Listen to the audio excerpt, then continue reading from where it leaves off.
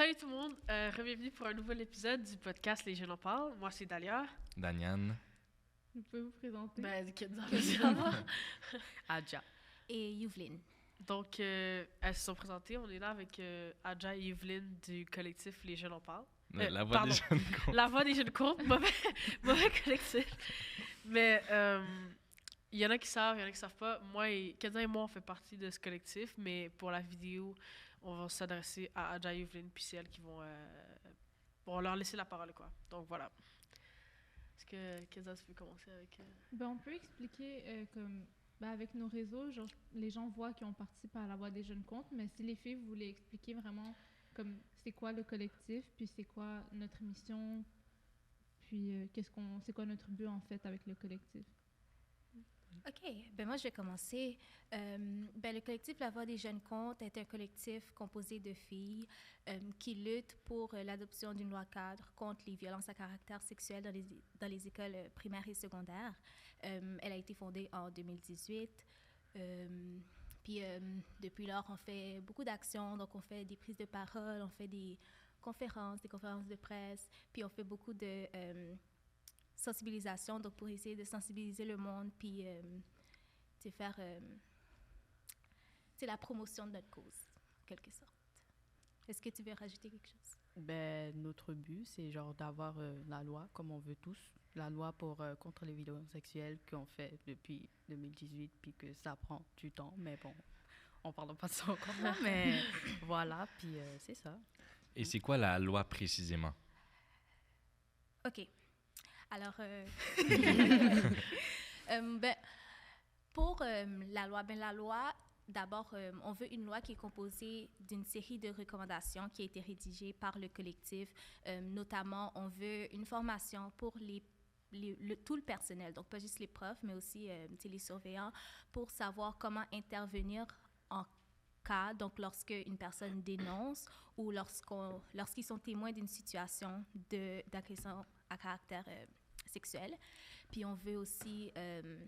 oh my God, pourquoi j'ai genre blanc de mémoire là et voix de OK. Puis on veut aussi des conséquences pour les personnes. On veut pour les personnes qui commettent ces actes. Puis pas seulement des conséquences, mais aussi on veut le fait d'avoir du personnel spécialisé.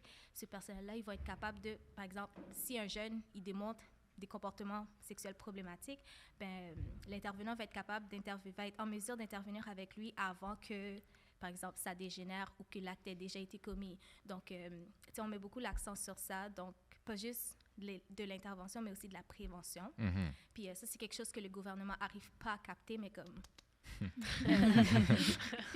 Puis, on veut, des safe spaces pour les personnes. Donc, un endroit où ils peuvent aller se sentir en sécurité. Puis, est-ce que tu veux rajouter quelque chose? Non, mais je pense que tu as vraiment tout dit, là. Mais pas tout, mais comme j'ai dit ce que je me rappelle, parce que j'ai un blanc de mémoire, je sais pas pourquoi. C'est Non, bon, mais c'est ça, là. c'est ça, non. Ouais, Mais ouais. vraiment avoir un endroit sécuritaire, parce que quasiment, on va dans les lieux, on sait même pas si on est en sécurité ou pas. Avoir aussi des personnes comme ressources, avec qui parler, parce que souvent, ces personnes-là aussi, ils savent pas, genre tu leur racontes l'histoire, ils savent pas comment se comporter avec toi, ou ça te met devant justement le violeur, ou en quelque sorte. Donc, il y a on entend beaucoup d'histoires de banalisation puis de justification, donc puis ça c'est pas normal. Puis moi je dis que dans les écoles, les jeunes ils passent la majorité de leur temps, donc c'est important qu'ils se sentent en sécurité puis qu'il y ait les ressources disponibles directement dans les écoles afin de leur venir en aide. Mm-hmm. Ouais, souvent on entend quelquefois des histoires, puis soit ça a été déformé peut-être, ou bien on sait même pas la vraie nature, on sait pas ce qui s'est passé, puis ou bien les gens sont juste comme c'est rien, c'est banalisé comme tu dis, puis il y a pas de mesures ou d'étapes qui sont prises, de démarches qui sont faites. Parce que c'est comme chaque établissement, chaque professeur, chaque personne qui travaille dans l'école va juste essayer de gérer ça comme du mieux qu'ils peuvent avec les ressources qu'ils ont eues ou auxquelles ils ont accès. Fait que, vu qu'il n'y a pas de projet de loi en tant que tel qui est mis en place, c'est juste du freestyle. Comme chacun y va avec ce qu'il peut, tu fais comme... T'essaies de gérer la situation, alors que s'il y avait comme un protocole clair où ça dit en cas de tel truc, voici la façon qu'il faut faire, voici comment aider la personne, c'est sûr que ça va aider les jeunes, puis que ça va rendre le lieu plus sécuritaire que si juste chacun y va comment il se sent. Oui, parce que présentement, le protocole, c'est d'appeler la police. Puis ça, c'est très problématique. Donc, dans le sens qu'il n'y a aucun support émotionnel, psychologique. Puis... C'est correct, t'inquiète. Fait que c'est vraiment comme d'instaurer quelque chose pour que l'école puisse gérer ça à l'intérieur de l'institution jusqu'à temps que ça se rende après à la loi, comme en cours ou whatever. Mais comme qu'il y ait un chemin avant qu'on aille directement à la police, dans le fond. Exactement. OK. Puis c'est que surtout, je pense que ça se passe dans les écoles ou ça s'est passé dans un cadre où, scolaire, on va dire, parce que c'est genre des amis ou des affaires comme ça. Fait que c'est, genre, automatiquement, c'est lié à, genre, l'école. Puis de toute façon, ça s'en parle dans l'école. C'est comme souvent, c'est comme ça que ça se passe. Non, mais c'est ça qui est bizarre parce que, tu sais, on entend... Les gens aiment faire semblant qu'il ne se passe rien tant qu'il n'y a pas un scandale qui génère beaucoup de médias, qui génère beaucoup l'attention des médias.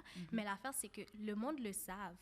Puis dans chaque école, je pense que n'importe qui peut te raconter une histoire de tel prof qui a eu une histoire avec tel élève ou tel élève, puis tel élève qui a eu une histoire. Puis le monde le savent, puis ils en parlent, mais ils font rien, tu sais. Puis le collectif met aussi l'accent sur les cours d'éducation à la sexualité qui, tu sais, présentement, je trouve c'est très libre. Donc, c'est 1 heure de temps dans les cours de maths en secondaire 4, alors que, ça devrait commencer dès l'école primaire, puis aborder... Genre comme le cégep, genre, exemple, quand ils font les sortes de prévention, genre, moi, à chaque année, genre, exemple, dans mon cégep, on voit qu'ils disent, une formation contre les... Genre, je vois pas ça au secondaire. Puis, genre, je trouve que c'est comme important, mais vraiment important, parce que moi, je suis là, j'étais rentrée au cégep, je vois qu'il y a ça, je suis comme, mais pourquoi on n'a pas eu ça, justement, genre, au secondaire? Je pense que ça aurait fait quelque chose, un gros changement déjà de base. Ouais, probablement. Je vois qu'il n'y a pas du Puis tout. l'affaire, c'est que nous, en tant qu'étudiants, en tant qu'élèves, de un, on n'est vraiment pas apte à, genre, quand quelqu'un nous raconte quelque chose ou quand on est témoin, la plupart des gens, je pense, ne savent pas quoi faire exactement. On n'est pas psychologue, on n'est pas thérapeute, on n'est pas, je sais pas, intervenant ou whatever. Fait que genre, on est là, on est comme shit avec la situation. Puis de deux, on ne devrait pas avoir ce souci de, genre, être le psychologue de la personne. Oui, il faut un support, ça, j'en conviens. Mais ça devrait être eux qui sont responsables en tant que tels de nous. Genre, on est quand même sous la supervision de des gens, des intervenants. Puis, c'est des adultes, je veux pas, nous, on est juste des ados quand on est à l'adolescence. Au secondaire. Oui.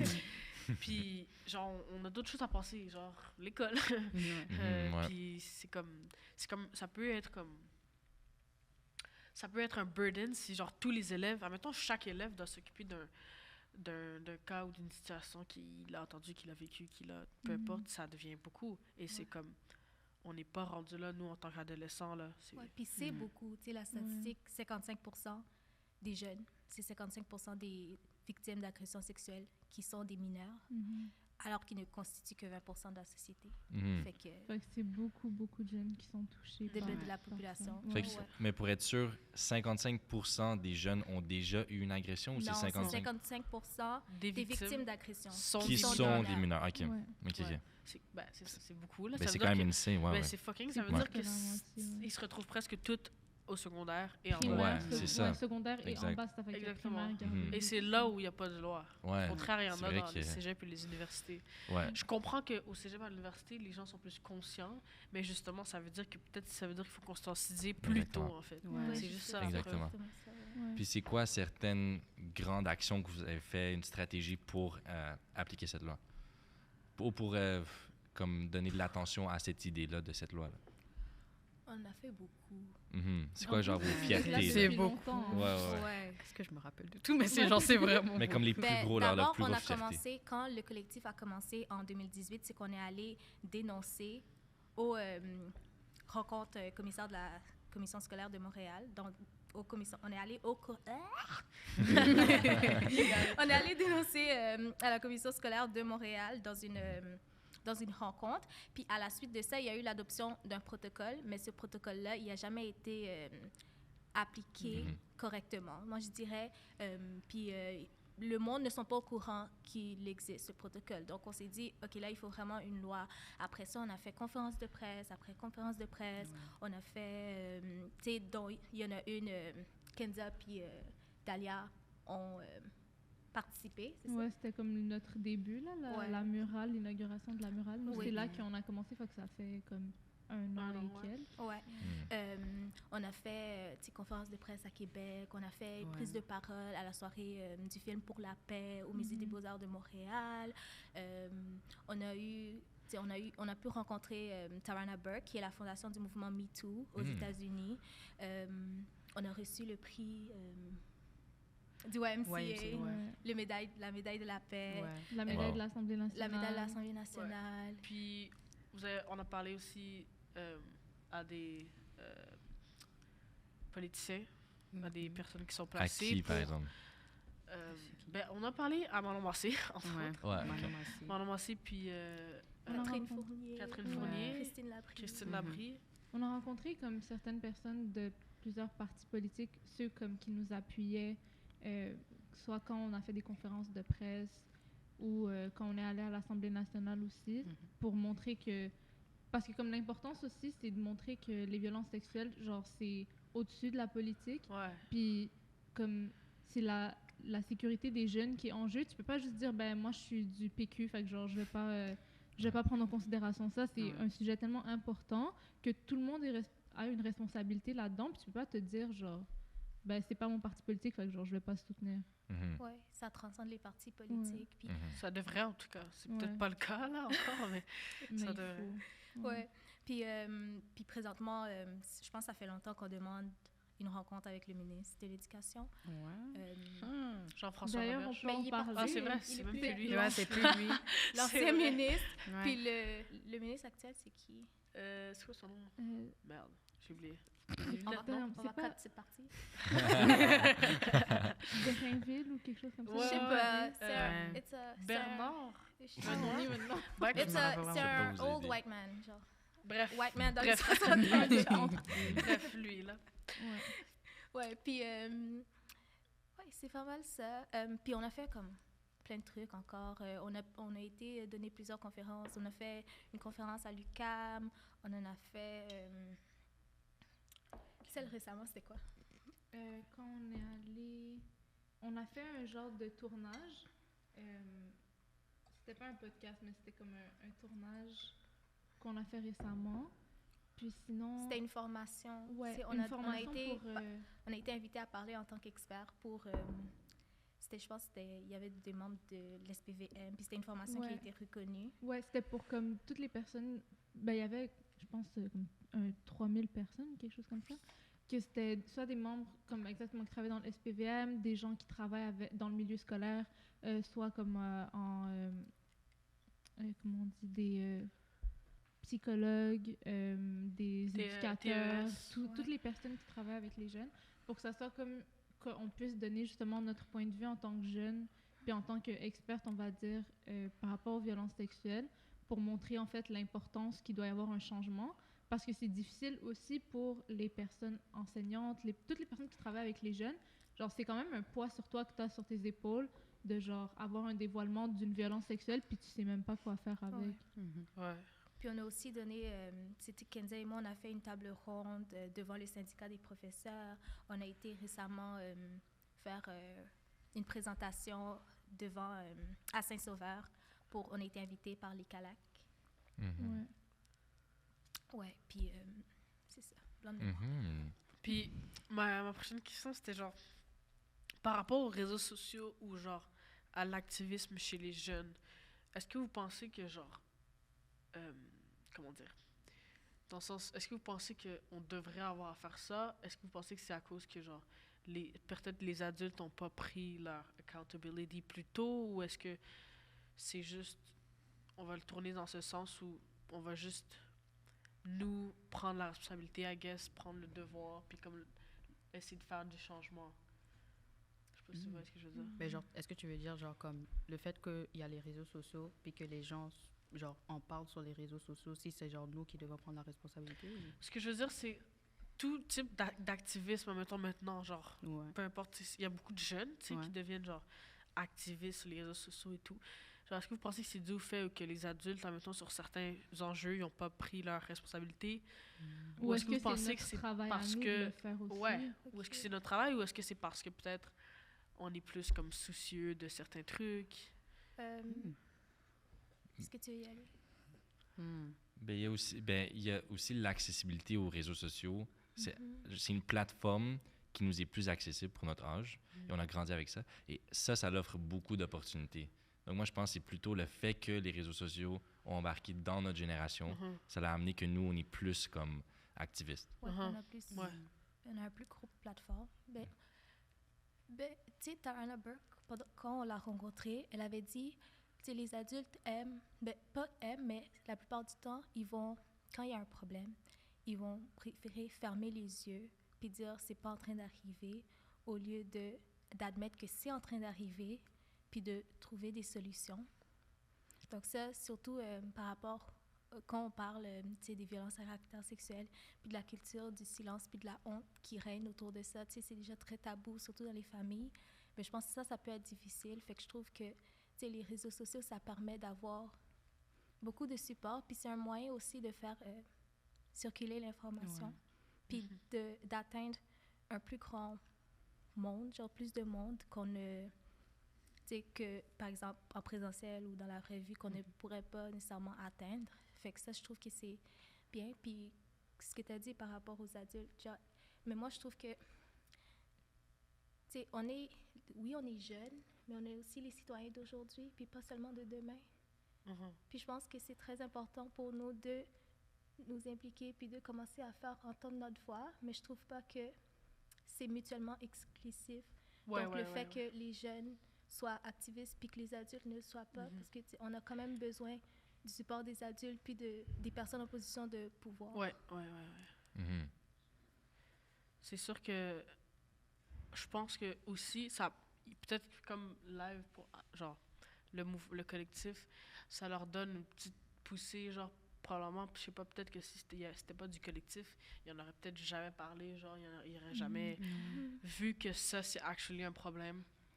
Fait que c'est ça, c'est comme tu dis, on a besoin d'une poussée des jeunes, puis une réalisation des adultes, puis eux ils font les actions parce que tu sais on a beau vouloir faire des actions, on n'est pas à la tête de tel... Ouais, on n'est pas premier ministre, on n'est pas ministre de l'Éducation. Fait on fait ce qu'on peut avec le pouvoir qu'on a qui...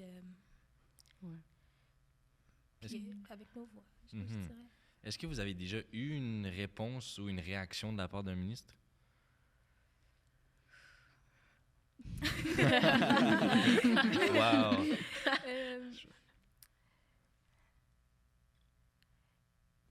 Je pense que j'ai la réponse. Est-ce que tu te souviens qu'on était allé à Québec? C'est exactement ce que j'allais te dire. Ouais, on est allé à Québec, puis on avait donné une conférence de presse. Puis honnêtement, tu sais, on avait passé la nuit, je pense qu'on avait eu comme 3 heures de sommeil max. On avait passé la nuit à préparer la conférence. On est allé, on a fait notre conférence de presse à l'Assemblée nationale. Fait que là, il y avait tous les ministres, tous les députés. Puis c'était quand ils votaient pour... En plus, c'était la journée où ils ont voté pour la loi 96. Wow. Puis, puis Véronique Yvon, comme il y avait vraiment beaucoup de monde qui était là cette journée. Ouais. Puis c'était aussi la journée où ils faisaient la réforme du protecteur de l'élève. Donc, le protecteur de l'élève, c'est un autre sujet. Donc, est-ce que vous pouvez expliquer un peu c'est quoi le protecteur de l'élève? Oui. Alors, le protecteur de l'élève, c'est ce que le ministre, c'est ça que l'ancien ministre a trouvé comme solution face à nos demandes. Okay. Donc, au lieu d'adopter une loi 4, il a décidé de faire une réforme du protecteur de l'élève. Puis, le collectif, personnellement, on trouve, pas personnellement, mais le collectif, on trouve qu'il y a beaucoup de lacunes au niveau du protecteur de l'élève, dans le sens que ce n'est pas des ressources qui sont disponibles directement aux jeunes, puis ce n'est pas aussi des ressources de prévention. Donc, c'est des ressources d'intervention qui sont à l'externe. Puis, c'est vraiment... On pourrait faire beaucoup de critiques du protecteur de l'élève, mais c'est qu'à la suite de ce qui s'est passé à l'école Saint-Laurent, on a fait notre conférence de presse. Le ministre, il a décidé de faire une réforme du protecteur de l'élève. Et nous, on est allé faire, pendant que ça se déroulait, on est allé à Québec faire une conférence de presse à l'Assemblée nationale pour encore redire pour une millième fois que c'était pas adéquat puis qu'il fallait vraiment une loi cadre. À la suite de cette conférence de presse-là, on marchait à l'Assemblée nationale, puis il y avait une porte, puis la porte était barrée. Puis moi, j'étais devant la porte comme ça, puis la porte s'est ouverte, puis c'était le ministre de l'éducation. De l'éducation, ouais. Wow. C'est pour ça que quand on dit qu'on n'a pas eu de réponse, c'est que techniquement, il ne voulait pas nous répondre. Mais là, il n'y avait pas le choix parce qu'on était là devant lui. Ouais, puis il était comme, est-ce qu'il voulait prendre une photo? Puis là, genre... on a d'autres choses à se dire avant la photo. C'est ça. Aussi, on parlait, puis il était comme... Puis après, il a dit... il a dû appeler quelqu'un au téléphone pour savoir s'il pouvait prendre une photo avec nous. Est-ce qu'on peut, genre... Est-ce que ça peut être diffusé ou pas? Ben oui. Des informations qui se sont passées. OK. À moins qu'il vous a dit non. Il a dû appeler... Non, la personne a dit oui. Mais moi, j'étais vraiment pas contente. Mais, tu sais, on a encore... Ben là, tu prends pas une photo comme ça. Tu prends une photo comme ça. Non, moi, j'étais comme ça. Moi, genre... Surtout que j'étais en manque de sommeil. J'avais pas eu de café. De sommeil, pas déjeuner, pas de café, rien. On avait faim. Puis on voulait juste... Mais donc, c'est quoi qu'il a dit par rapport à ça? Je m'en souviens pas. Parce que j'étais tellement... Ben, en gros, il était juste comme... Tu sais, il nous disait qu'il est fier de notre travail, mais je trouve ça vraiment dommage parce que... Il a dit ça? Ouais, que comme, tu sais, on travaillait fort et tout, mais c'était comme... Fier pour rien faire. C'est parce qu'on fait, puis on attend après toi, puis tu nous croises, puis tu nous dis « Waouh, beau travail », mais comme... What about you? C'est vraiment ça. Ouais, c'est ça. Puis après ça, il y a eu... il a ajouté une clause au protecteur de l'élève qui disait qu'il y avait des formations qui seraient... Tu sais, ça va entrer en vigueur en 2023, mais c'est qu'il va y avoir des formations obligatoires pour tout le personnel de l'école. Donc ça, c'était à la suite de notre conférence de presse, puis à la suite de notre rencontre imprévue avec lui. Puis, tu sais, on a aussi demandé une rencontre officielle à plusieurs reprises, mais ça, on n'a pas eu de réponse. Puis, c'est ça. Puis ouais, c'est ça. Puis l'affaire, c'est que, tu sais, l'ajout de la formation, puis la formation fait partie d'une de nos recommandations, mais le truc, c'est qu'on ne sait pas quel genre de formation. Donc, est-ce que ça va être une formation en ligne de 15 minutes que les gens vont faire en préparant leur petit déjeuner?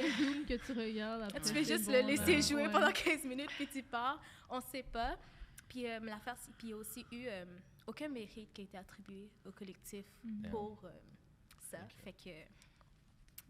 Puis je voulais aussi spécifier que le protecteur de l'élève, je crois, c'était au début spécifiquement pour l'intimidation. Oui. Ouais. Il n'y avait pas comme de distinction entre intimidation et violence sexuelle. C'était juste comme... Les deux avec ça, là. Ouais, mais c'était trop vague. Genre. C'est comme ça n'allait pas sur le sujet. Genre. C'est comme, on te demande quelque chose, tu vas genre à l'encontre. D'un autre chemin, t'es comme, OK. C'était particulièrement sur l'intimidation. Donc, ça faisait qu'il y a tellement de situations qui ne sont pas incluses dans l'intimidation. Puis c'est aussi qu'il faut... le protecteur d'élève, il faut que c'est les parents qui doivent aller dénoncer. Donc, par exemple, le protecteur d'élève, comment ça fonctionne? C'est, par exemple, s'il y a un élève qui a vécu soit de l'intimidation ou qui a vécu une agression quelconque, cette personne-là, tu vas aller... Puis l'école n'a rien fait. Donc, normalement, quand tu vas à l'école, c'est qu'ils doivent appeler la police. Puis ça, c'est problématique en soi. Ensuite, on a, si l'école ne fait rien, alors là, ben, tes parents doivent aller dénoncer au protecteur de l'élève. Puis, tu sais, donc, déjà, il faut que tu le dises à tes parents. Puis, il y a beaucoup d'élèves qui n'ont pas nécessairement une compréhension de ce qui est en train de se passer. D'arriver. Surtout les plus jeunes. Oui, c'est ça. Fait que... Il y a beaucoup de gens, en fait, de victimes tout court qui n'en parlent pas nécessairement à leurs parents. Donc, déjà, ça, c'est... Ouais, c'est une barrière. Qui n'ont pas la possibilité d'en parler à leurs parents. Par exemple, tu sais, si tu te fais... Genre, un jeune qui se fait agresser à la maison aussi, puis qui se fait agresser à l'école. Puis là, pour avoir de l'aide, ben, il doit aller le dire à ses parents. Ouais, ça fait pas de... ça fait aucun sens. Puis, j'allais ajouter que... Pourquoi... Ben, tu sais, expliquons aussi pourquoi c'est peut être problématique d'impliquer la police directement en premier recours. Mais genre, on sait même pas si... Mais genre, c'est comme... Déjà, je dirais, la personne même, déjà, en parler à quelqu'un, c'est dur. Donc, aller voir la police directement, c'est si la personne veut, OK, mais comme... Je pense pas que directement aller voir la police va être facile pour lui. Ouais. C'est ça. C'est ça. C'est pas ça le... Quand tu vas voir la police, c'est beaucoup... tu dois constamment raconter ton histoire à beaucoup de personnes. Oui, tout le c'est temps. une Tu fais revictimisation. un premier statement, un deuxième, un troisième. Puis c'est une revictimisation. Puis l'affaire, c'est que pour les personnes victimes qui sont des adultes, ils ont le choix d'aller dénoncer à la police ou pas, puis d'aller entamer des procédures judiciaires. Puis ils ont aussi... le choix de ne pas le faire. C'est pas tout le monde, là, mais il y a aussi des suivis psychologiques qui vont avec ça, puis un certain soutien. Alors que quand tu prends un jeune, puis tu fais juste le dropper directement devant la police sans soutien, sans nécessairement assurer un suivi, puis c'est très lourd mentalement. Puis le jeune ne connaît pas les procédures qui viennent avec à ce temps-là. Puis je le dis à la police, c'est juste une première étape. Après ça, il y a comme 25 autres étapes que le jeune est peut-être pas prêt à vivre avec toute la procédure-là. Déjà qu'il y a des gens de 35, 50, 80 ans qui sont même pas capables de faire la procédure complète. Mais non, donc, un enfant un jeune primaire, même secondaire... c'est ridicule quasiment. Puis on parlait aussi, exemple, de même pas comprendre qu'est-ce qui se passe. C'est pour ça qu'on abordait aussi l'éducation à la sexualité. C'est important pour pouvoir nommer qu'est-ce qui se passe, parce que souvent, tu vas utiliser le fait qu'un jeune n'est pas conscient des mots, n'est pas conscient des actes, puis tu vas profiter de comme le fait qu'il soit jeune et qu'il ne comprenne pas pour genre pouvoir poser ce genre d'action. Puis après, le jeune, ben, il ne peut même pas dénoncer avec les bons mots, il ne peut même pas expliquer c'est quoi qui lui arrive. Donc, en ayant accès à une certaine éducation sexuelle, ça va permettre aux jeunes d'être comme un peu plus conscients de qu'est-ce qui leur arrive, de pouvoir nommer les choses, de pouvoir nommer qu'est-ce qui les dérange. Puis aussi, tu sais, on parle de la notion de consentement, pas juste dans un contexte sexuel, parce que, tu sais, au primaire, ça va pas nécessairement aller avec leur âge, mais juste un contexte de comprendre, tu sais, comme tes propres limites à toi, puis les limites que tu mets avec les autres, parce que comme ça, tu peux bâtir une bonne éducation pour les jeunes, au lieu de juste, comme, arriver au cégep et à l'université.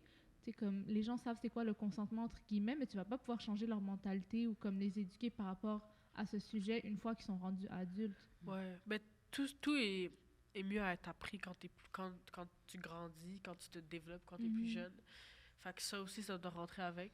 Puis je pense que même pour nous, tu sais, ayant l'âge qu'on a aujourd'hui, je pense que la plupart des gens, même nous, on a appris beaucoup de choses par rapport à la sexualité et aux violences à caractère sexuel. Rendu genre au cégep, genre rendu sur un 5 cégep, là, que genre, je savais même pas qu'il y avait ça, ce genre de situation qui arrivait, ce genre de... Alors que, tu sais, on en a entendu parler, tu sais, moi puis Kenza, dans notre secondaire, mais on est un peu comme, what is going on? On sait pas vraiment c'est quoi, genre. Comment t'approcherais cette éducation-là auprès d'un enfant? Sérieusement, bonne question, puis je pense que ça, c'est le travail de ceux qui vont faire la réforme. De trouver comment faire. Honnêtement, même moi, à chaque fois, j'y pense, puis comme, je sais pas. Parce qu'on a ça dépend des âges. Ouais, aussi. Parce qu'on a eu des cours spécifiques sur le consentement et ainsi de suite au secondaire. Ouais.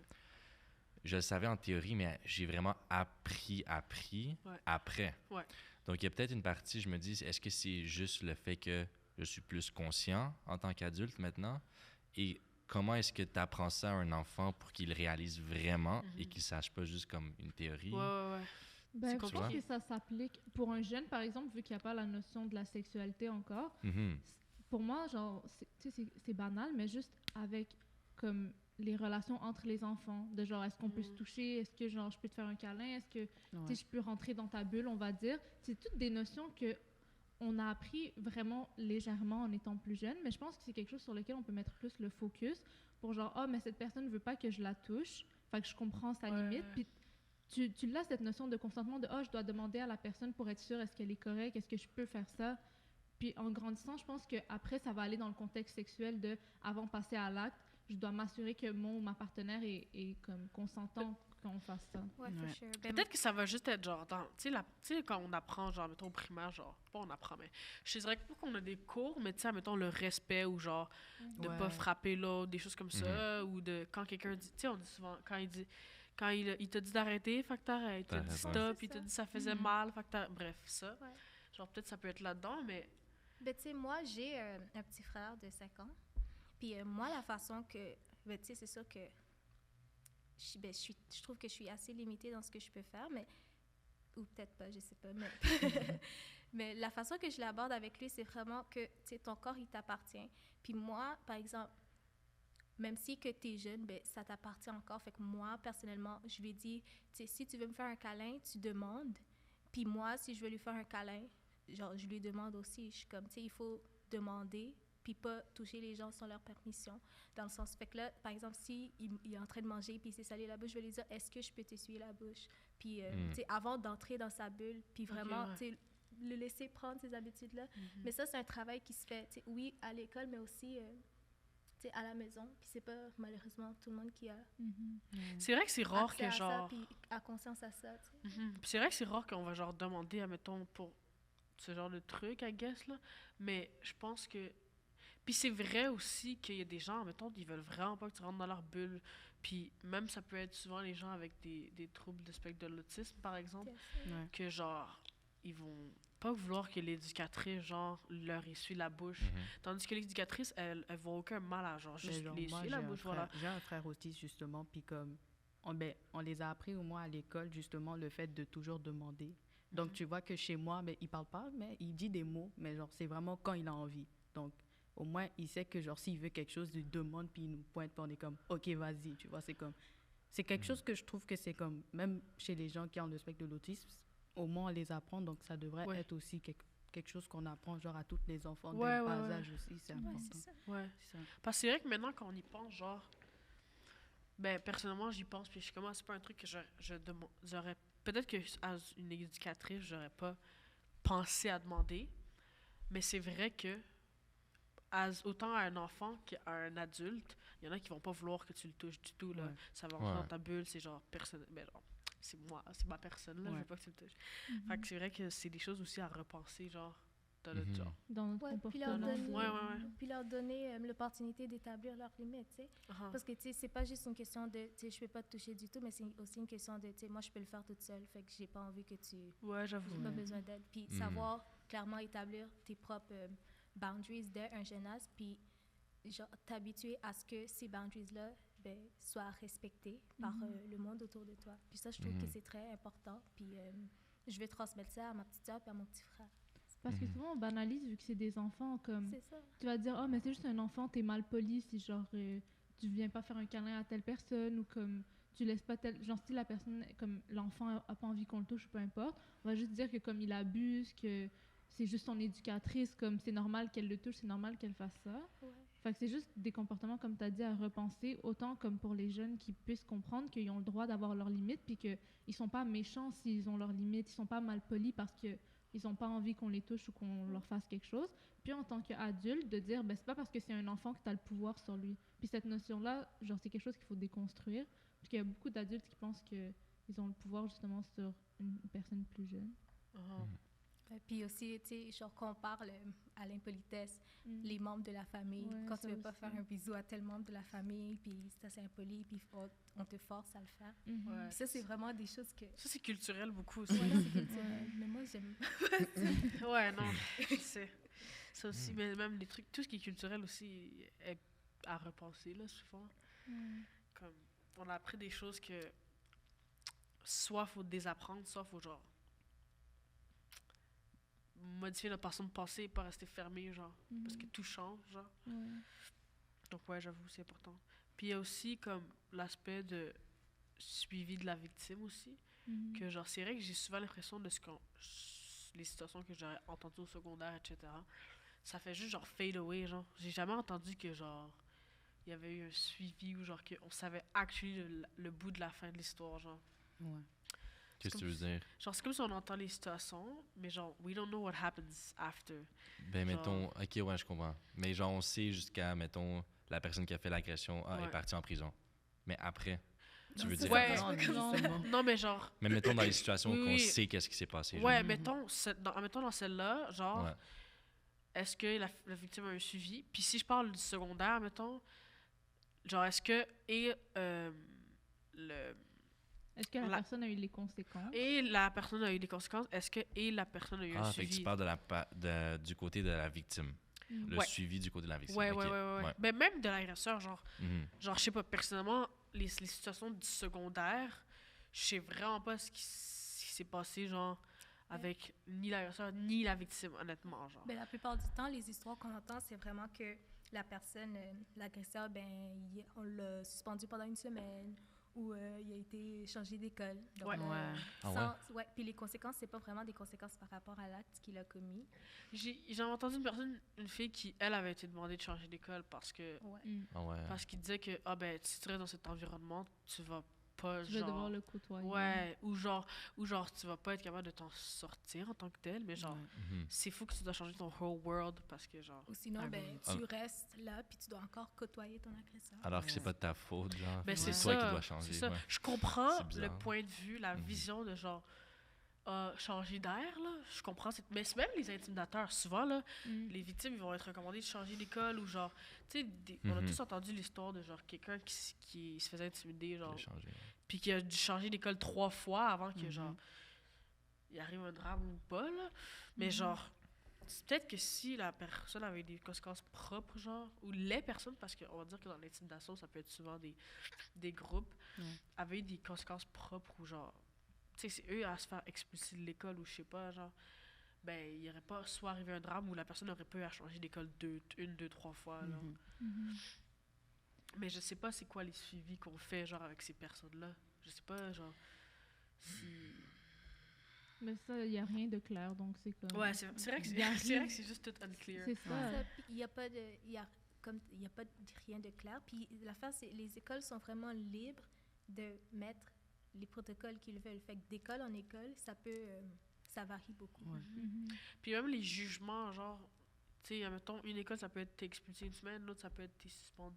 Je veux dire, t'es suspendu une semaine, puis l'autre, c'est t'es expulsé de l'école. Puis l'autre, c'est genre rien. Ça, c'est de base, là. Puis c'est fou parce qu'on en entend, c'est comme si on en entend de plus en plus out there, genre, mais que ça change pas tant que ça. Parce que, personnellement, au secondaire, on entendait ceux du secondaire, mais genre, j'en voyais pas tant dans la presse, Journal de Montréal, TVA, Radio-Canada. Maintenant, on en voit beaucoup qui sortent, mais je vois pas comme si la situation change tant que telle. Genre, il n'y a pas de... On voit pas le après. On n'a pas de loi. Ou... Exactement. Mais tu sais, quand tu es au secondaire, l'affaire, c'est que moi, je trouve vraiment que c'est vraiment le collectif de la Voix des jeunes comptes qui a comme initié, mais pas nécessairement initié, parce qu'il y avait du monde qui travaillait sur ça depuis encore longtemps, mais en parler dans les médias, puis surtout un collectif jeunesse. Donc, surtout pour les jeunes, c'est vraiment la Voix des jeunes comptes qui ont été...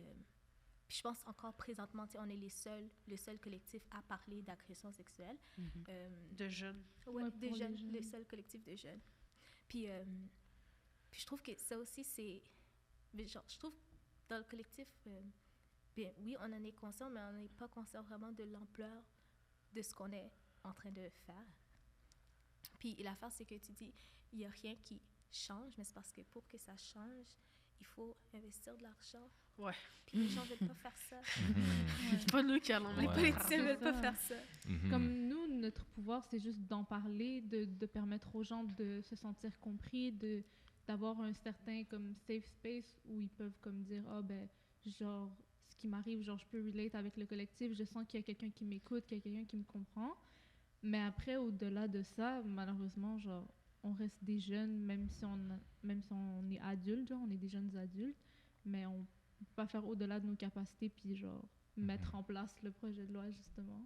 Donc vous, c'est quoi la raison personnelle pourquoi vous avez joint le projet? Alors, c'est quoi votre histoire de... déjà, dites depuis quand vous êtes dans le collectif? Moi, c'est depuis 2018.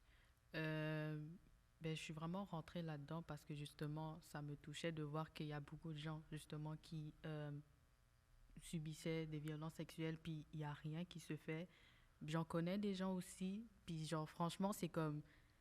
ça me fait pitié de les voir comme ça, il n'y a rien qui est... on les aide pas, ou tu vois que c'est quasiment, exemple toi, ou n'importe qui est psychologue, vraiment, genre comme je trouve qu'il y a, comme vous dites, il n'y a pas d'aide, il n'y a pas de personnes ressources, il n'y a rien qui est fait. Donc, le fait de joindre ça pour que on puisse juste... qu'on fasse ça pour qu'il y ait une loi, justement, pour qu'il y ait des ressources pour ça, je trouve que c'était vraiment... Je suis rentrée, en fait, vraiment pour ça, genre, c'est vraiment pour Ben moi, c'est parce que j'ai rejoint le collectif Comadja en 2018. Puis c'est parce que, ben, tu sais, on était dans un programme de sensibilisation par rapport à ça. Puis j'ai décidé de rejoindre le collectif, puis tu sais, de participer à sa création, justement parce que j'étais témoin de beaucoup de choses. Puis moi, je m'étais dit, tu sais, je veux pas que ma petite soeur et mon petit frère aient à vivre dans ces environnements-là, puis aient à vivre, tu sais, dans le même espace que dans lequel, genre, moi, j'ai eu à grandir, puis de savoir que, par exemple, tu sais, ces choses-là se passaient, puis c'était normal, puis c'était banalisé, puis c'était justifié. Puis l'affaire, c'est quand je rejoins le collectif, c'est là que, comme, puis en apprenant, puis même encore récemment, genre, tu réalises qu'il y a beaucoup de choses qui se sont passées quand tu étais plus jeune, puis jusqu'à maintenant que, tu sais, ça n'avait pas... C'est juste maintenant que tu réalises. Que oui, que ça n'avait peut-être pas sa place à arriver, genre. Ouais. Puis pour clôturer l'épisode, moi, j'avais une question pour vous. Comme vu que ça fait longtemps que vous faites partie du collectif, vous diriez que c'est quoi que ça vous a permis d'apprendre, soit sur vous-même, soit sur comme l'activisme, puis votre façon de comme de voir justement l'activisme sur les médias sociaux, juste comme le fait d'avoir rejoint le collectif? Ben moi, personnellement, je dirais que, tu sais, avoir rejoint le collectif, puis en étant impliquée socialement, puis en étant, tu sais, une actrice de changement, ben moi, ça m'a vraiment permis de trouver ma voie. Puis, tu sais, en grandissant, j'étais beaucoup, tu sais, je manquais de confiance en moi, puis j'étais très insécure.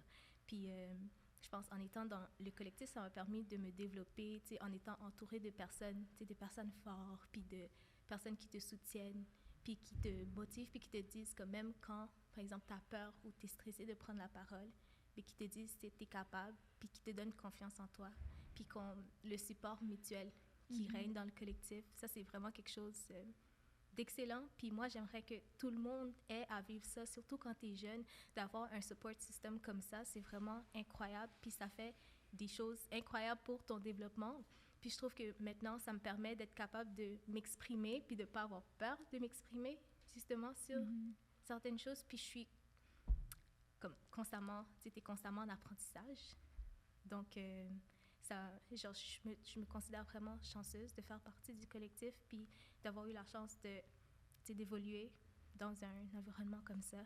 Puis, ouais, c'est ça. Puis c'était quoi le reste de ta question? Ben, c'était pas mal ça. Ouais, par rapport aussi à l'activisme, genre si par exemple tu milites pour d'autres choses, comme est-ce que ça t'a permis quelque chose d'autre? Ou est-ce que tu as changé ta façon de voir vu qu'on a rencontré comme des gens dans la politique, puis toi ça fait longtemps, est-ce que tu dis, c'est comme il y a des moments vraiment difficiles, comment est-ce que tu fais pour genre gérer ça?